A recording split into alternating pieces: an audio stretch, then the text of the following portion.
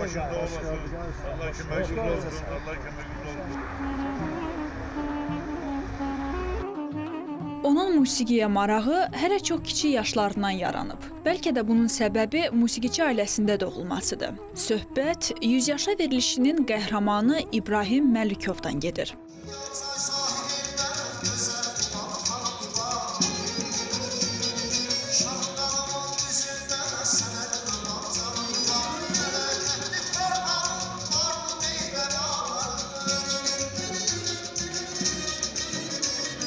İbrahim Məlikov 1946-cı ildə Quba rayonunun Qorxmazoba kəndində çoxuşaqlı ailədə anadan olub. Elə doğulduğu kənddə yaşayır. Atası Tayyib bəy qarmon ifaçısı olub. Onun bu istedadı oğlu İbrahim bəyə də keçir. Hələ uşaq vaxtlarından musiqi ilə məşğul olmasına baxmayaraq, ailədə bunu ötəri həvəs sanırlar. Amma İbrahim bəy arzularının ardınca gedir.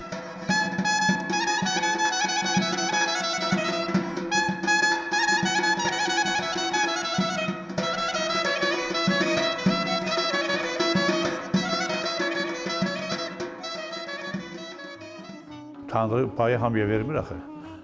O Tanrı payıdır. İstedad Tanrı tərəfləndi insana. Mənim rəhmətli atam da qarmon çalıb, saz çalıb, daim rəhmətli qız ona çalan olub, yəni gendə olub. Bütün mənim oğlanlarımda gendə olmayıb, nəvələrimdə ikisində incəsənətdə oxuyurlar, genlərində var sənət. Vallahi yaradıcı adamlar gece saat 2'den sonra deyim ki yatmır. İnanmayacaksınız. Çünkü onlar beyni gece sakitçilik olur. Beyin onda işleri boşalsız. Durup şiir yazıram, durup musiki yazıram. Yani ömrü insana Allah Teala verir. Ulu Tanrı verir. Onun nə qədərsə, onu heç kim deməz. Mən o qədər elə vaxtlar çünki avarə düşüm, nəsə mənim başıma qəza gəlsin, hadisələr gəlsin, amma hiss eləyib məni yaradanım. Başa düşdünmü? İndi o kim nə qədər yaşayacaq, o barədə heç heç deməz. Onu bir dənə yaradan bilər ki, nə qədər ömür verir mənə. Amma insanın sadəliyi də, yəni necədir mən sizi başa salım ki, bu düz yerində düşsün. Adam var ki, tez hislənəndir, hər şey ürəyinə salandır. Yəni, mən insan var ki, hərdən mənim İslam qardaşım deyir ki, nə olur bu səndə olan səbir məndə də olur. Yəni, səbirlik də insana uzun ömürlü xeyri çoxdur. Uzun ömürlü yaşamaq üçün səbirli olmaq lazımdır. Dostlarla oturub duranda onların hər nazına oynamaq lazımdır. İstər ailə ilə, istər hər şeydə xırda şeyləri böyütmək lazım deyil. Güzəştli olmalıdır insan talihi, insan həyatı. Həmsöhbətimiz gənc yaşlarından el şənliklərində iştirak edir. Deyir ki, o zaman belə mərasimlər fərqli olardı. Amma indi zaman başqa, istəklər başqadır. Deyim ki, mən hardasa 70-ci illərdən danışacağım ki, o vaxtı mənim öz devrimdən, o vaxtı bizi dama səhər rəngi dedilər. O səhər rəngi də bir saat çəkirdi. Ki, çaldırırdılar ki, niyə görə kənd bilsin ki, toy başlayır, kənddə toy var. Amma indi damlar hamısı bağlıdır, şifrlidir. İndi həm də aparatura var da, aparaturanın səsi bütün kəndə yayılır və hamı bilir ki, kənddə toy var. Zamanın tələbidir. İndi nə bilmə olar gələcəkdə nə olacaq. O dövrün tələbi olub, bu dövrün də tələbi budur. Qəhrəmanımız bir çox yaşıdlarından fərqli olaraq müasirliyi, yaxşı olan fərqliliyi qəbul edir. Hər kəs çalışdığı işdə yenilik edir. Mən də öz işimdə bunu etməyə qərar verdim. Tarixən məşhur olan qara zurnanı ağ ilə əvəz etdim, söylüyor 70 yaşlı müsahibimiz. Mən fikirləşdim ki, el şənliklərimizdə qara heç vaxt mənim gözümə dəyməyib. Heç vaxt qara gözümə dəyməyib. Həmişə ya qırmızı olub, ya ağ rənglər olub, başarırsam. Mən də fikirləşdim ki, bu qara zurna keçmişin zurnası olub. İndi 21-ci əsrdir. Bizdə kompüter dövrüdür. İrəliləyiş var bizdə. Mən də fikirləşdim ki, ağ zurnanı, onu kraskaladım, elədim zurnanı ağ. İndi oldu 21-ci əsrin ağ zurnası. Heç vaxt da yaddan çıxmaz keçmişimiz. Niyə yaddan çıxır? Yəni ki, keçmiş yerində qalmaq şərti ilə biz qabağa gedirik. Biz yüksəlişə gedirik. Biz hələ yerimizdə durub saymalı deyilik axı. Gündən günə. Onda biz gerək kompüteri, təzə telefonları istifadə eləməkdik. Ya keçmişimiz belə olub, keçmişimiz yerində qalır. Amma yenilikləri biz qəbul eləmədik. Mən nəfəs aləti ilə çalışıram. Bir çoxları sual verir ki, indi bu alətdə ifa etmək sənin üçün çətin deyilmi? Çünki artıq yaşım az deyil. 70-i haqlamışam. Amma hələ də özümü gümrah hiss edirəm. İşimə qarşı da həvəsimi itirməmişəm. Bəlkə də bunun səbəbi hələ gənc vaxtlarımdan sağlamlığımın qeydinə qalmağımdan irəli gəlir, deyir qəhrəmanımız. Hələlik mən zurna alətində, əgərsən birdən mən onunla belə 3 saatda olsa, 4 saatda olsa ki, fasilə vermədən hələlik qadirəm çalmağa. Çünki hələlik qadirəm onu çalmağa ki, 3 saat, 4 saat var, elə vaxt elə olur ki, məclislərdə oluruq. Deyirlər kənardan ki, bu dayda kompilot var, yəni ki, bu iş nəfəs almır, saxlamayanın, o qara zornadan da nəfəs almaq, burundan nəfəs alırsan, kənardakı mətəl qalır ki, bu necə olur axı, bu adam hiç saxlamır, arası kəsilmir, bu səsin arası kəsilmir. Yəni burundan nəfəs alırsan və o alətə üflürsən onu. Elə bir sekreti var onun. Amma onu ham adamlar bilmir, elə insanlar var ki, onu bilmir. Onu da öyrənmək lazım, o da bir elmdir. Heç bir çətinlik yoxdur, hələ yoxdur. Həllik mən hələ çətinlik hiss eləmirəm. Heç bir çətinlik yoxdur. Mən deməli 50 yaşımda Dənizkənarı Heydər Parkında orada konsert var idi. 87 yaşında Manaf dayı səlyanlı. Dedim ona ki, ay Manaf dayı, əl çəkək bu sənətdən, daha 50 yaşım var. Deyir, ay oğlum, neçə yaşım var? Dedim, 50. Dedi, sənlə uşaqsan ki. Dedi, 87 yaşım var, mən bugün səhnədəyim. Görə sənətə bax. Sonra insanı yaşadır nəfəs alətində hərəkət edənlər, müğənnilər, onların, mən kitabdan oxumuşam onu ki, güya ömürləri 20 il uzun olur o biri ömürlərdən. Çünki ağciyərlər o qədər idman edir. Bu peşəni seçdiyimə görə heç vaxt peşman olmadığını deyir ağsaqqal. Onun fikrincə, incəsənət insanları heç vaxt qocalmır, ruhən gənc qalırlar. İşlərimi görmüşəm. İndi mənim yeganə işim yaradıcılıqdır. Çünki niyə görə? Yəni, mən yaşadığım ki, yer var, nə qədər ətrafımda kəndlər var, onların hamısının baxını qoşmuşam mən. Hamısını. Azərbaycandan tutmuş, rayondan, Quba, Xaçmazdan tutmuş və kəndlərəcən də. Çünki heç kəs bugünəcə fikirləşməyib ki, məsələn, kəndimiz üçün bir mahnı yazsınlar. Onları yazmışam məndən sonra qalacaq xalqımızda. Yadigar qalacaq. Çox mənalı ömürdür. Allah hamıya qismət eləsin. Yəni, darıxdırmağa qoymur səni. Niyə görə? Boş vaxtım olan kimi, mən bir vaxtım olmur ki, mən kəndin içində çıxım. Mən boş vaxtım olanda evdə oturub ancaq musiqi bəstələyirəm, ya yazıram. Ya da ki, yazıram. Mən başqa işim yoxdur. Mənim ancaq işim, gücüm sırf budur. Başqa işim yoxdur. İbrahim Məlikovun fitri istedadı, sənətə bağlılığı, öz sənətinə fərqli yanaşması məşhur xanəndə Sidqi Mustafayevdə ona qarşı maraq yaradır. Elə bu səbəbdən də Sidqi bəy onu 1980-ci ildə İrs ansamblına dəvət edir. Dəvət elədilər məni Bakıya. Mən də həmən 80-ci ildən onların İrs ansamblı tamamlanıb, onlar 76-dan başlayıblar fəaliyyətə, amma əsl kollektiv yığılıb 80-da. Mən də onlarla kollektivə çalışmışam və ansamblımızın adı Şərq ansambl olub əvvəl 2 il. Sonra mənim yaradıcılığım olduğuna görə, fədakar olduğuma görə Rəşid Nəsiboğlu kompozitorumuz, o dedi ki, mən belə şey fikirləşmişəm bu gecə ki, mənim dedi, belə əldə qoyub, ideya gəlib buram. Şərqi qalsın dedi öz yerində, həm bizim ulu babalarımızın irsini yaşadaq, baş hərflərimiz nə olsun, İbrahim Rəşid Sidqi. Bunu fikirləşmişəm ki, irs ilə ansamblı. Doğrudan da mən də Sidqi dedik ki, bəyənilsin.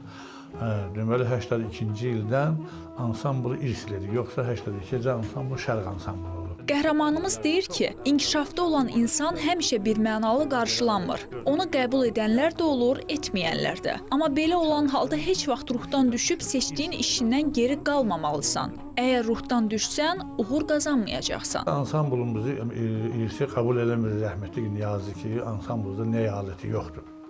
Biz Azərbaycan qarış-qarış gəzib hər yeri ney axtarırdıq. Neysə Ağsu'da olanda biz axtarırdıq rayonları. Oradan bizə bir ağsaqqal dedi ki, ney mən görmüşəm Nizam metrosunun yanında Əhməd Baxanovun muzeyində.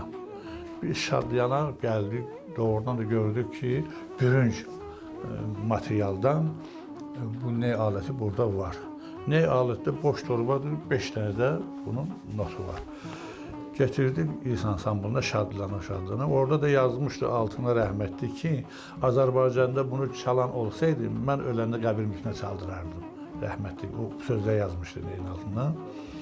Və məndən də bizdə 3 nəfər biz nəfəs alətlərində çalışırdıq. Konservatorunu qutaran yoldaşlar vardı. Mən deməli ürək eləyib neyi götürmədim. Amma mənim ürəyim çıxırdı ki, bu neyi mən çalmalıyam. Ürəyim deyirdi ki, nə olur mən çalım bunu. Elə oldu ki, yoldaşlar hərəsi bir həftə apardılar, evə qoydular, çalışdılar, əmələ gəlmədi, getirib qoydular yerinə. Mən şadlanıb götürdüm. Birinci gecədə mən elə orada içəri şəhərdə Qasım bəy Kərvansarayda orada mənə yer vermişdilər, orada qalırdım. Götürdüm, birinci gecədə mən neyin səsini tapdım və ikinci gecədə oturdum, musiqi tapdım. Bəxtiyar müəllim deyirdi ki, ney ilk dəfə Azərbaycanda İbrahim müəllim çalıb. Yəni 4 dəfə bizim elə çıxışlarımız oldu. Sonra neylə də ilk dəfə biz Heydər Əliyev sarayında iri Azərbaycan iri addımlarla addımlayır elə bir konsert təşkil olunmuşdu. O ən yüksək konsert ki, ora Müslüm Maqamayev də təşrif buyurmuşdu Moskvadan Rəşid Beybudov və bütün Azərbaycanın ansamblları orada çıxışdı. Amma ilk birinci çıxış idi. Birinci çıxış edirdik biz. Mən orada Mələk xanım qatar oxuyurdu.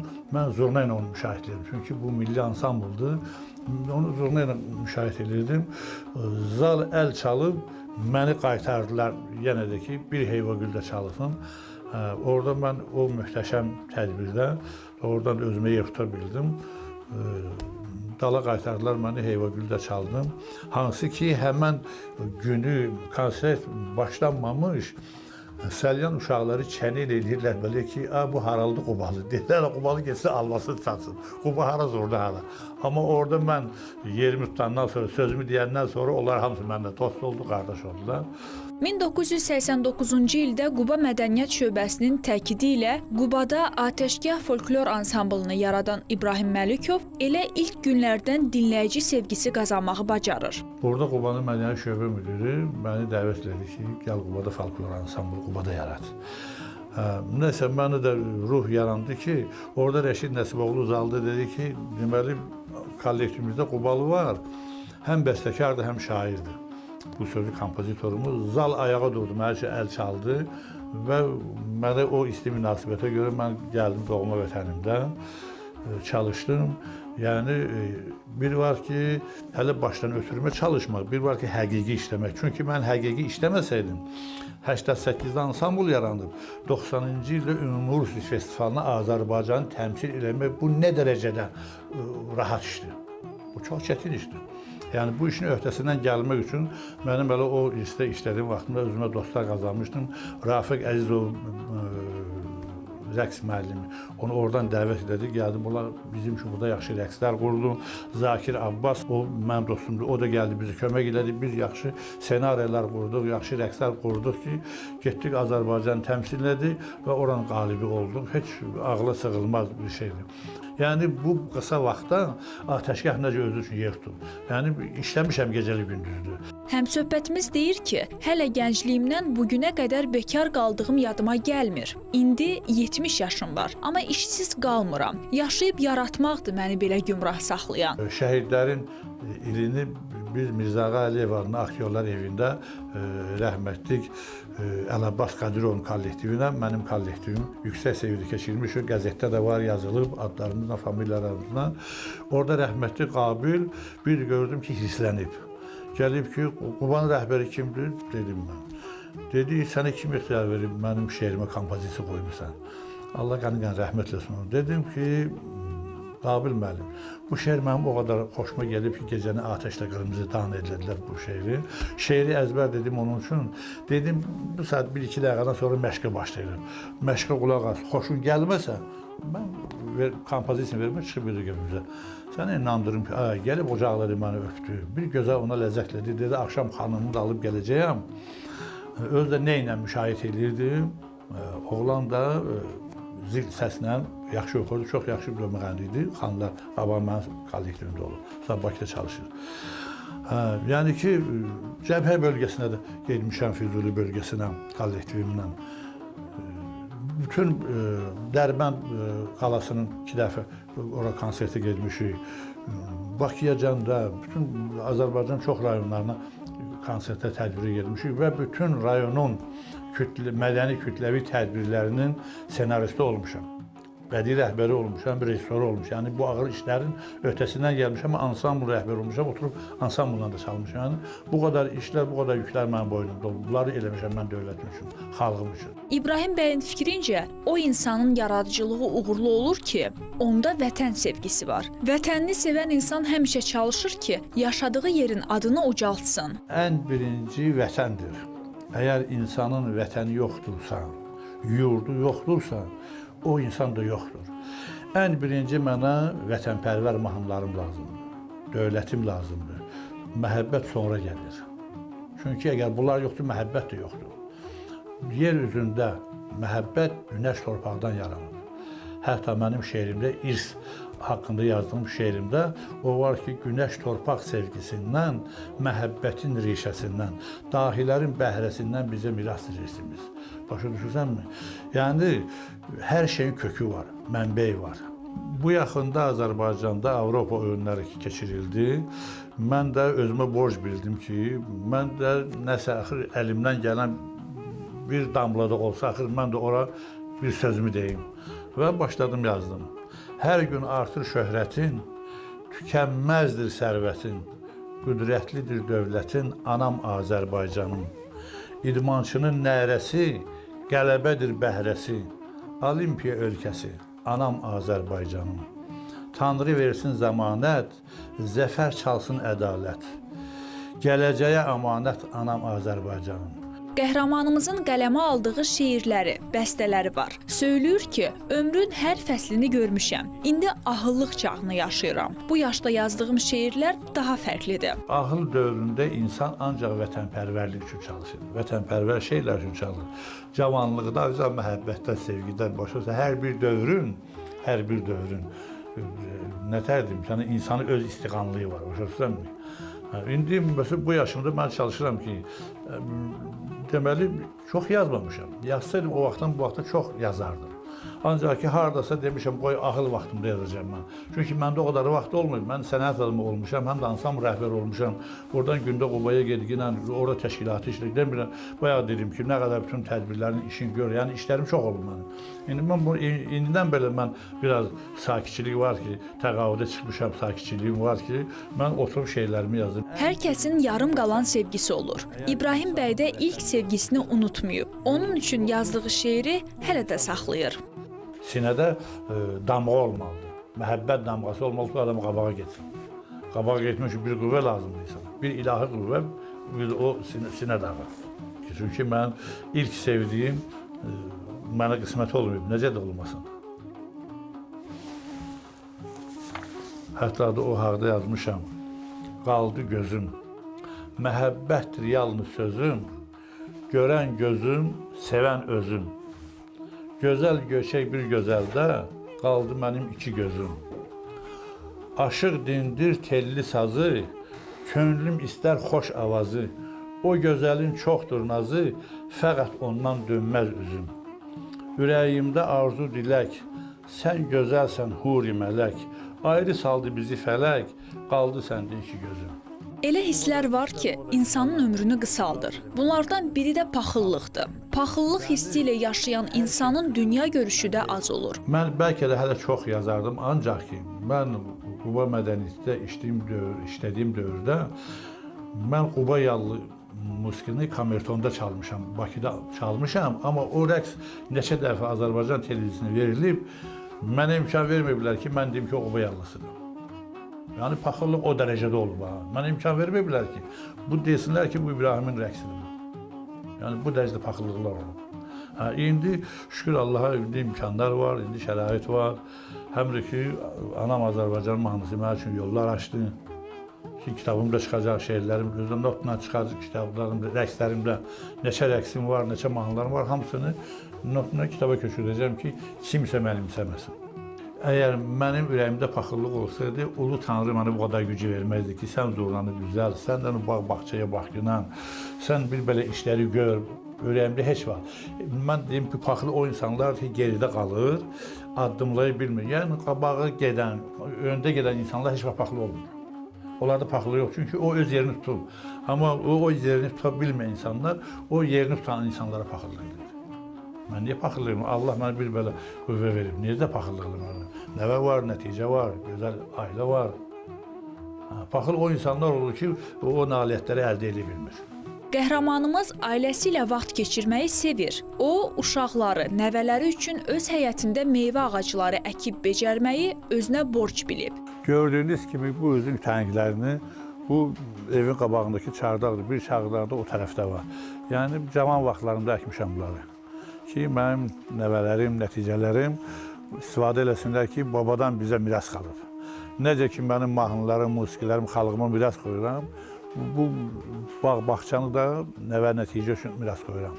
Və şeirimdə var ki, zəhməti sev, şən yaşa, güvənmə dost qardaşa,